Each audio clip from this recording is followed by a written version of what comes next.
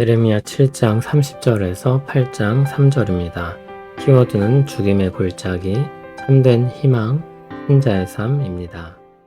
여호와께서 말씀하시되 유다 자손이 나의 눈 앞에 악을 행하여 내 이름으로 일컬음을 받는 집에 그들의 가증한 것을 두어 집을 더럽혔으며 흰놈의 아들 골짜기에 도벳 사당을 건축하고 그들의 자녀들을 불에 살랐나니 내가 명령하지 아니하였고 내 마음에 생각하지도 아니한 일이니라.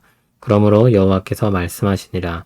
날이 이르면 이곳을 도벳이라 하거나 흰놈의 아들의 골짜기라 말하지 아니하고 죽임의 골짜기라 말하리니 이는 도벳에 자리가 없을 만큼 매장했기 때문이니라. 이 백성의 시체가 공중의 새와 땅의 짐승의 밥이 될 것이나 그것을 쫓을 자가 없을 것이라. 그때 내가 유다 성읍들과 예루살렘 거리에 기뻐하는 소리, 즐거워하는 소리, 신랑의 소리, 신부의 소리가 끊어지게 하리니 땅이 황폐하리라. 여호와의 말씀이니라. 그때 사람들이 유다 왕들의 뼈와 그의 지도자들의 뼈와 제사장들의 뼈와 선지자들의 뼈와 예루살렘 주민의 뼈를 그 무덤에서 끌어내어 그들이 사랑하며 섬기며 뒤따르며 구하며 경배하던 해와 달과 하늘의 뭇별 아래에서 펼쳐지게 하리니 그 뼈가 거두이거나 묻히지 못하여 지면에서 분토가 뜰 것이며 이 약한 민족에 남아있는 자 무릇 내게 쫓겨나서 각처에 남아있는 자들이 사는 것보다 죽는 것을 원하리라. 만군의 여호와의 말씀이니라. 아멘.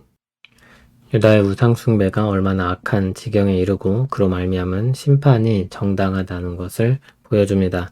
30절에는 우상을 둔 일에 대해 말씀하면서 31절에 우상을 섬기는 방식에 대해 말합니다. 자녀를 불태워 죽이는 인신 제사를 드렸습니다. 하나님께서 그것은 명령하신 것이 아니며 마음의 생각도 아니한 것이라고 하셨습니다.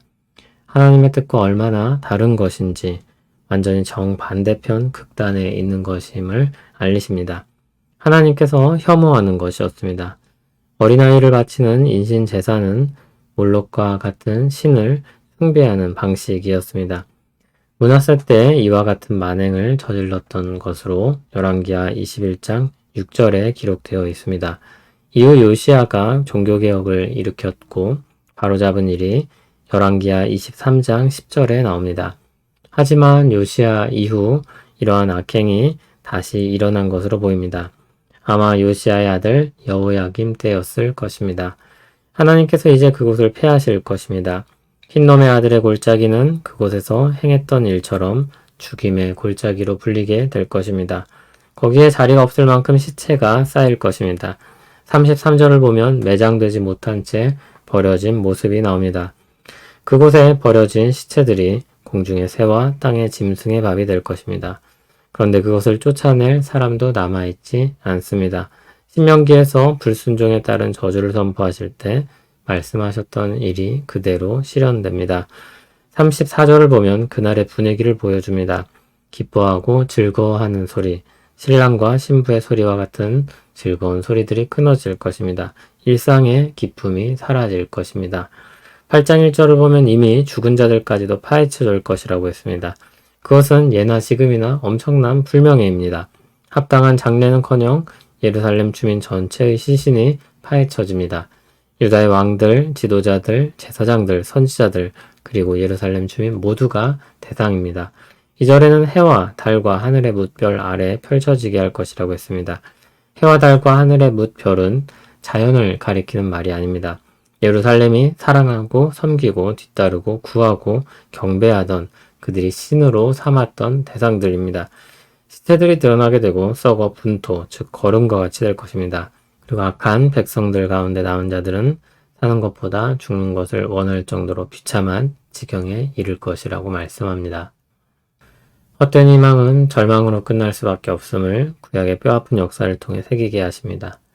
우리에겐 희망이 필요합니다. 그러나 거짓된 희망은 절망일 뿐입니다. 희망 고문이라는 말이 있습니다. 고생 끝에 낙이 온다고도 하고 화가 도리어 복이 된다고도 하니 내일은 괜찮을 거야 라고 막연히 말하는 것입니다. 희망으로 말할 근거가 전혀 없는 상황에서 위로하기 위해 하는 말일 수도 있습니다. 그러나 종종 우리는 현실을 직시해야 할 필요가 있습니다. 무엇보다 하나님 앞에 서게 될 것을 생각하며 사람들이 놓이게 될 현실을 직시해야 합니다. 유일한 희망은 예수 그리스도의 복음 외에 없습니다. 그리스도의 십자가 은혜로 죄가 씻기고 사랑받게 되는 것, 그 극적인 반전이 우리에게 필요합니다. 그 희망이 필요합니다. 몰록에게 자녀를 인신제사로 바친 것은 참으로 끔찍한 일입니다. 그것만 놓고 본다면 우리와는 상관이 없는 일일 것입니다. 그러나 그것은 우상숭배의 한 방식 중 가장 심각한 예를 든 것입니다. 하나님 앞에 범죄한 극단적인 예인 것입니다. 크리스토퍼 라이트는 현대판 자녀 희생 제사로서 다음과 같은 것들을 나열합니다.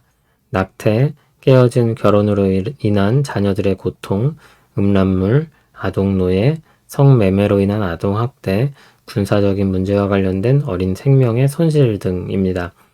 사람들의 악한 욕망과 이상을 위해 희생되는 것들입니다. 우리는 이 말씀을 통해 나는 몰록을 섬기지 않으니 괜찮다고 할 것이 아니라 죄가 가는 길에 비참한 결말을 새길 필요가 있습니다. 아파하고 멀리하고 기도해야 할 것입니다. 그리고 결국 예수 그리스도의 복음의 희망이 모든 사람에게 필요하다는 것을 마음에 담아 두어야 할 것입니다. 우리는 이 참된 희망을 소유한 자로 또한 살아야 할 것입니다. 참된 희망을 소유한 신자에게 심판에 대한 말씀이 어떤 교훈을 줄 수 있을까요? 묵상을 위한 몇 가지 생각을 확장시켜 보겠습니다. 첫째, 우리를 구원하신 하나님께 대한 감사입니다. 절망에서 건지시는 은혜를 찬송하는 것입니다. 둘째, 감사는 삶에서 이어지는 것으로 하나님께 영광을 돌리며 사는 것입니다. 그리스도를 통해 영원한 생명을 주시는 하나님의 이름을 높이기 위해 사는 것입니다. 공적 예배와 모든 일상을 통해 영광 돌리는 것입니다. 셋째, 바른 생활을 위해 하나님의 말씀을 가까이 하고 기도하는 것입니다. 말씀에 대한 지식이 있어야 바른 것을 알 수 있고 기도할 때 비로소 아는 것을 삶으로 가져올 수 있습니다. 넷째, 하나님이 미워하시는 죄들로부터 떠나는 것입니다. 더욱 적극적으로는 하나님이 기뻐하시는 삶을 따라 사는 것입니다. 다섯째, 우리 곁에 두신 사람들에게 복음을 전하고 그들을 위해 기도하는 것입니다. 은혜 베풀어 주시길 바라며 심판에서 구하시길 기도하는 것입니다. 여섯째, 공의로 심판할 날이 있음을 알고 이 땅의 것을 절대화하지 않는 것입니다. 천국 시민권자로 사는 것입니다. 그러한 의식은 우리를 우상으로부터 건져내고 선한 길을 가게 할 것입니다. 생각을 확장할 수 있도록 몇 가지를 나누어 보았습니다. 우리 각자의 삶의 자리에서 생각을 더 넓혀보기를 바랍니다. 오늘도 주님의 말씀을 듣고 새기는 시간을 갖습니다. 우리 마음과 생각이 주를 따르기를 원합니다. 모든 것을 통해 주님이 영광 받으시길 원합니다. 우리 모든 삶이 주님을 향한 예배가 되게 하옵소서. 복음의 증인이 되길 소원합니다. 은혜를 베풀어 주시옵소서. 이 땅에서 매어 살지 않게 하시고 하나님 나라 백성으로 살게 하옵소서. 예수님의 이름으로 기도합니다. 아멘.